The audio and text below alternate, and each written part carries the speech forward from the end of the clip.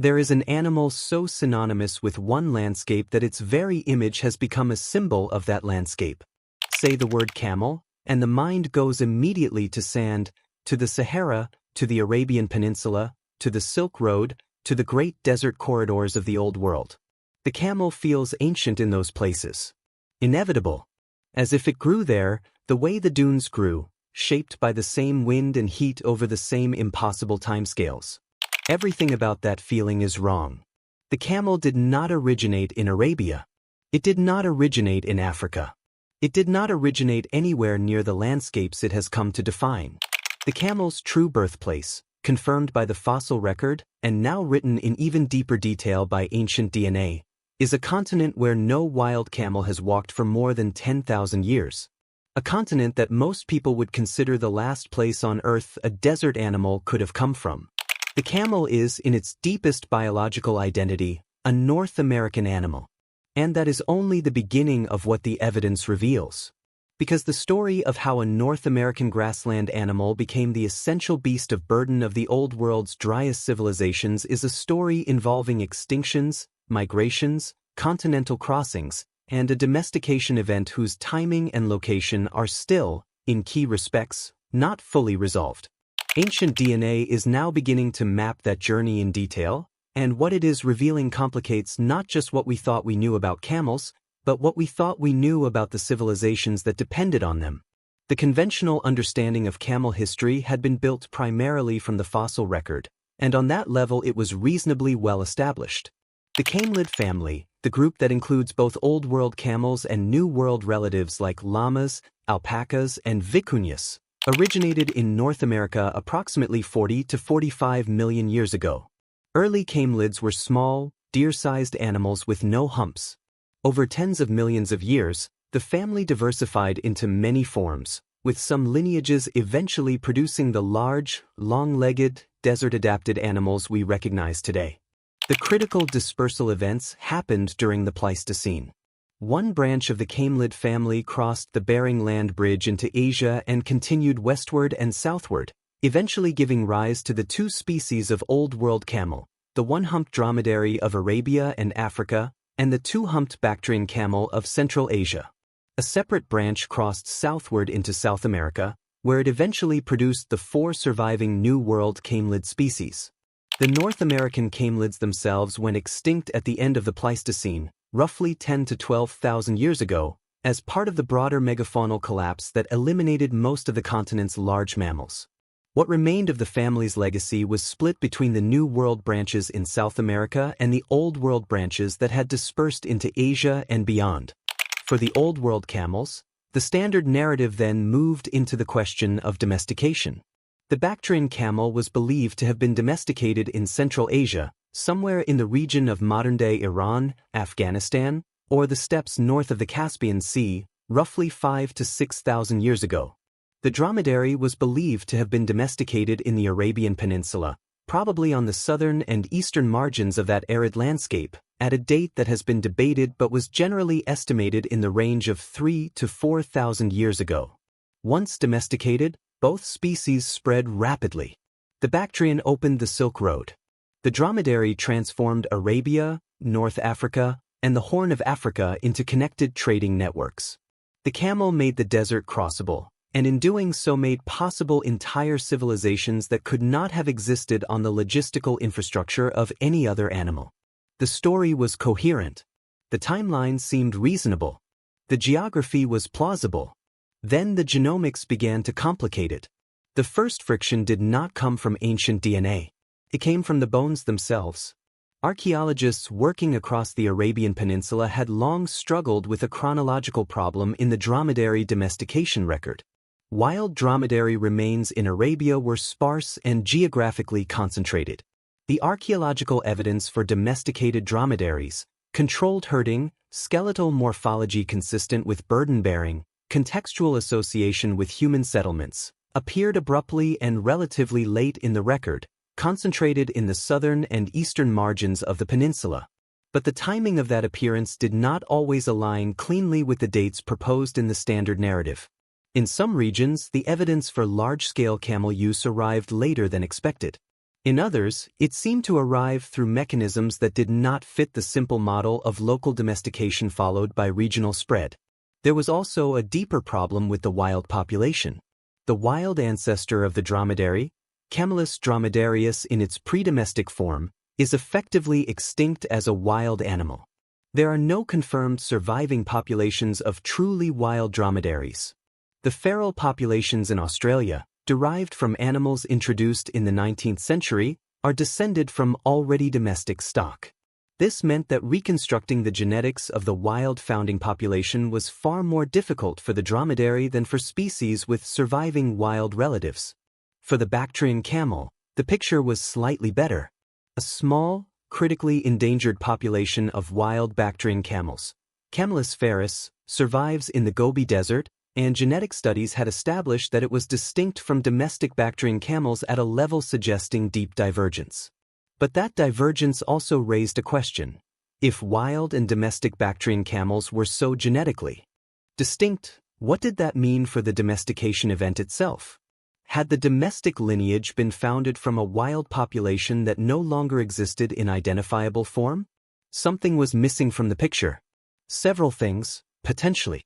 Ancient DNA research on camels moved more slowly than comparable work on horses, cattle, and dogs, partly because of the challenges of preservation in the hot, arid environments where camel remains were most concentrated.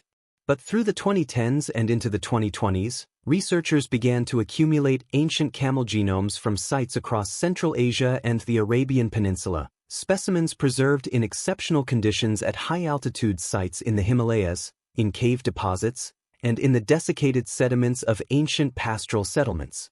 Whole genome sequencing gave researchers the full genetic architecture of ancient animals, maternal ancestry through mitochondrial DNA, paternal lineages through Y chromosome markers, and the complete autosomal picture that could reveal admixture events, founding bottlenecks, and population replacements invisible to earlier, more limited analyses. For camels, this kind of comprehensive data had never existed at scale before. What it revealed, when it began to accumulate, was a pattern that the standard narrative had not predicted, and that raised new questions about both the geography and the timing of camel domestication. The story did not collapse, but it widened in directions that no one had fully mapped. If the kind of science that quietly unsettles the settled is what brings you here, subscribe, because the camel's genome still has further to go. The conflict that emerged from the ancient DNA was, at its core, about the relationship between the two domestic camel species and their wild ancestors, and about what the gap between those relationships implied for how domestication actually occurred. The wild Bactrian camel of the Gobi, the last surviving wild camel population on Earth, showed, in whole genome comparisons, a level of genetic divergence from domestic Bactrian camels that was unexpectedly deep. Not the kind of divergence that accumulates over a few thousand years of managed breeding. Deeper. The divergence suggested that wild and domestic Bactrian camels had been separated, at least in terms of effective genetic exchange, for a period that some researchers estimated at potentially tens of thousands of years, far longer than the standard domestication timeline could accommodate. One interpretation was that the wild Gobi population was a refugial lineage, a surviving remnant of a wild Bactrian camel population that had been geographically and reproductively isolated from the populations that gave rise to domestic camels, and that had been accumulating genetic differences in isolation ever since. Under this model, the domestic Bactrian was not descended from the Gobi population but from a different, now extinct wild population that had occupied a separate part of Central Asia. For the dromedary, the situation was even more opaque. Without surviving wild relatives, researchers had to rely on the genetic diversity within domestic dromedary populations and on ancient DNA from archaeological specimens to reconstruct the founding event. What those analyses suggested was a domestication that was, in certain respects, more complex than a single event in a single location could explain. Modern dromedary populations showed population structure, regional genetic differentiation, that pointed toward either multiple founding events in different parts of Arabia, or a single founding followed by substantial admixture with different local wild populations across the domestication range. Something had been erased. Or rather, multiple things had been erased, and the erasure had left behind a pattern that did not point cleanly toward any single answer. Three frameworks have emerged to explain what the ancient DNA and genomic evidence is revealing about camel domestication. The first holds that each species was domesticated once, Bactrian in Central Asia, Dromedary in Arabia, but that the wild founding populations of both species are now either extinct or so reduced as to be unrepresentative. Under this model, the deep divergence between modern domestic camels and surviving wild relatives reflects not complex domestication history but the extinction of the specific wild populations that were actually tamed. The founding genetic signal has been overwritten by thousands of years of managed breeding, selection, and trade-driven admixture, and the surviving wild Bactrian is a parallel lineage, not the ancestral one. The second framework proposes that camel domestication, like cattle domestication in Africa, involved meaningful introgression from multiple wild regional populations, that as domestic animals spread from an initial domestication center, they interbred with local wild camels they encountered, incorporating regional genetic material and producing the population structure visible in modern breeds. Under this model, the domestic camel is not simply the descendant of a single founding population but a genetically layered animal, carrying the signatures of multiple wild regional populations that contributed to its formation over the first millennia of human management. The third framework, and the most structurally important, addresses the timing problem. Some researchers have pointed to evidence in both the archaeological and genetic records suggesting that the relationship between humans and camels in Central Asia may be considerably older than the standard domestication estimates allow. The evidence is tentative and contested. Fragments of bone in unusual contexts, genetic divergence times that push the estimated founding event earlier than expected, but under this framework, the accepted timeline of camel domestication may be, like the accepted timeline of chicken domestication before it, significant underestimate. The study that most substantially reorganized the field was a comprehensive comparative genomics analysis of both domestic camel species, the wild Bactrian camel, and a range of ancient camel specimens drawn from Central Asian archaeological sites spanning several thousand years of the domestication period. The study was notable for its inclusion of both mitochondrial and whole nuclear genome data across a geographically and temporally broad sample, giving researchers the first genuinely panoramic view of camel genetic history. The central finding confirmed what earlier partial studies had suggested. The wild Bactrian camel of the Gobi was not the direct ancestor of domestic Bactrian camels. The two lineages had diverged from a common ancestor, but that divergence predated the standard domestication timeline in ways that required explanation. The domestic Bactrian camel's founding population appeared to have been drawn from a wild Central Asian population that was distinct from the Gobi remnants, a population that has left no identified surviving representatives in the wild. For the dromedary, the study found evidence of a demographic bottleneck in the founding population consistent with domestication, but also evidence of subsequent population expansion and admixture that had substantially increased the genomic diversity of modern domestic dromedaries beyond what a small founding population alone could explain. The simplest interpretation was that, as dromedaries spread across Arabia and into North Africa and South Asia, they encountered and incorporated genetic material from wild camel populations that no longer exist in any identifiable form. The genome of every domestic camel alive today carries the signal of those vanished wild populations. Their contribution is measurable. Their identity is lost. The twist that cuts deepest in the camel's genomic story is geographic, and it reaches all the way back to North America. When researchers placed Old World camel genomes in the context of the entire camelid family, including the South American camelids, llamas, alpacas, guanacos, and vicuñas, the ancient North American origin of the family became not just a fossil curiosity but a genomic reality. The shared ancestry of all living camelids traces back to North America, and the genomic tools that allow researchers to estimate divergence times place the split between Old World and New World camelid lineages in a specific window of the Pleistocene that corresponds to the dispersal events visible in the fossil record. But here is what those comparisons also revealed. The Old World camels that crossed into Asia carried, in their genomes, the compressed legacy of a North American evolutionary history spanning tens of millions of years. The humps, remarkable biological structures for fat storage and thermoregulation that made camel desert survival possible, evolved on a continent that was, at the time of their evolution, neither particularly arid nor the kind of landscape we associate with the camel today. The hump was not invented for the Sahara.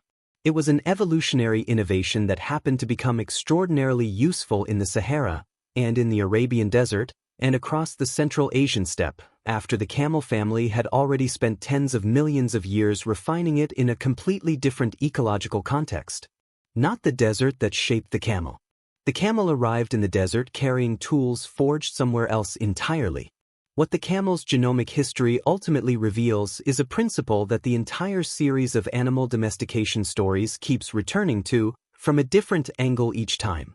The landscapes we associate most powerfully with particular animals are not, in most cases, the landscapes that made those animals what they are. The horse was not made by the steppe, though the steppe made the horse's partnership with humans historically decisive. The lion was not made by the savanna, though the savanna shaped its last surviving populations. The camel was not made by the desert, though the desert is where the camel's story reached its civilizational apex. Animals carry evolutionary histories that are far older than the landscapes we encounter them in.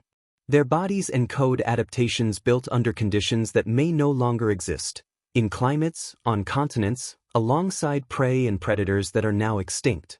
The hump on a dromedary's back is, in a very real sense, a piece of North American Miocene ecology, preserved in flesh and fat across 45 million years of evolutionary transformation. The desert did not build it. The desert only inherited it. Picture the Rub al-Khali, the empty quarter, in the early morning, before the heat becomes total. The dunes are vast and silent in a way that feels geological rather than meteorological, as if the landscape itself were breathing slowly. A caravan moves along the base of a dune crest, the camels loaded with goods for a city 2 weeks' travel away. The animals move with a patience that seems inappropriate to their size, unhurried, deliberate, absorbing the distance in a rhythmic cadence that suggests they have always moved this way. They have not always moved this way. 10,000 years ago, no camel of any kind walked this landscape. The dromedary's ancestors were crossing Central Asian steppes, or had not yet been brought into any relationship with human beings at all. The caravans, the trade networks, the entire logistical architecture of desert civilization that the camel made possible, none of it existed. And before that, far before that, a different version of the same deep biological heritage was moving through forests and grasslands on a continent across an ocean, under a sky that held no human witness. The hump not yet fully formed. The long legs and padded feet already there. The heat tolerance already there, waiting for a desert it would not reach for millions of years. The genome carries that whole arc, compressed, layered, preserved across extinctions and crossings and domestications and the long human centuries of load-bearing and trade. The origin of the camel is still being mapped. Ancient DNA from Arabian Peninsula sites remains undersampled. The wild founding populations of both domestic species are either extinct or so reduced that their genomes may never be fully recovered. The relationship between the Gobi wild Bactrian and the domestic Bactrian lineage remains contested. The timing of dromedary domestication continues to be debated as new archaeological evidence emerges from sites across southern Arabia and the Horn of Africa. What the evidence has already established is that the camel's story is not the story its cultural image suggests. It is not a desert animal by origin. It is not a simple product of a single domestication event in one region at one time. It is the inheritor of a North American evolutionary legacy, carried across the Bering Land Bridge by animals whose descendants would eventually transform the economies of civilizations on 3 continents, adapting as each generation encountered new landscapes, new climates, and new human demands, in ways that no one designed and no one fully understood. The accepted story placed the camel in the desert and called it home. The genome says it was always passing through, carrying, in its ancient architecture, the record of a journey that began somewhere unimaginably far from where the story is usually told. The map was always too small for what this animal actually is. Subscribe if you want more stories where the evidence reaches further back and changes more than the image we thought we knew.